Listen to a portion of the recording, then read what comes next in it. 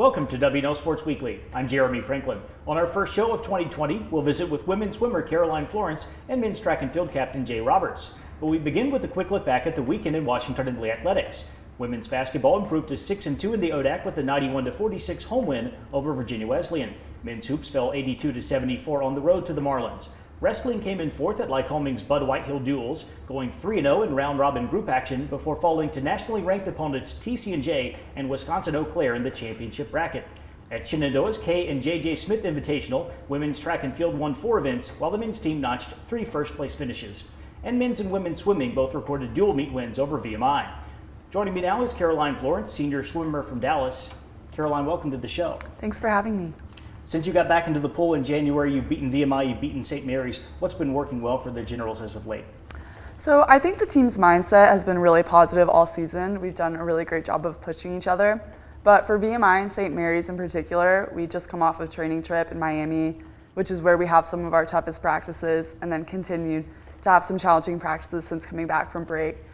So I think even though we're a little tired, we're also stronger than ever, and I think that's what set us up to have good meets against VMI and St. Mary's. Your final regular season meet this Saturday against Randolph and Roanoke will be senior day for you and your classmates. How are you approaching this weekend?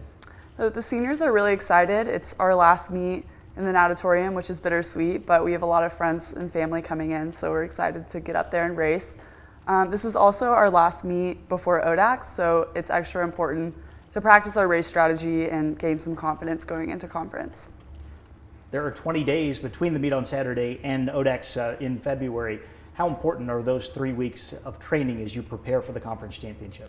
These next few weeks are going to be super important. We're about to start taper, which means that we're going to start cutting back in yardage and also in weights. So this is the time to focus on quality and also doing little things outside of the pool, like eating right and getting enough sleep. What are W&L's expectations for the postseason? So I think that going into ODACs, we just need to trust our training, and if we do that, I'm confident that we're going to come back with another ODAC win. We're also trying to get as many people qualified for nationals as possible. Our last year's nationals team did a really great job, so we want to keep that up and hopefully get even more people qualified.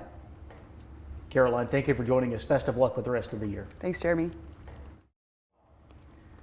Here with me now is Jay Roberts, senior track and field captain from Whitwell, Tennessee. Jay, welcome to the show. Thank you. Good to be here. This past weekend, W&L had 3 first-place finishes up at Shenandoah. You won the shot put at that event. How did things go for the team in their first meet of the new year? You know, I think it went really well. The most important thing that I think we wanted to do going into Shenandoah was to acquaint the freshmen to being at a college track and field meet. A lot of them are in positions to score on the team and potentially win or lose us the ODAC Indoor Championship. So getting them ready for the season and getting them ready for a conference was extremely important, and I think we accomplished that. You appeared in all 40 contests over the past 4 seasons as a defensive lineman for the football team. How did your involvement as a 2-sport athlete at W&L come about?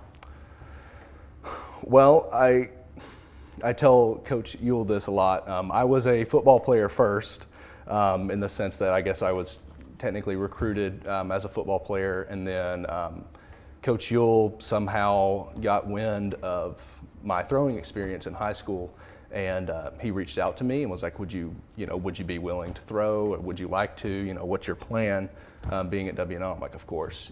I really enjoyed throwing in high school, and that's how it came about. Looking at the track and field schedule, you go to VMI this weekend. You've got Roanoke's Invitational coming up later this month. What are the Generals looking to accomplish over the next few weeks? To be completely honest, we're just looking to get better each and every week.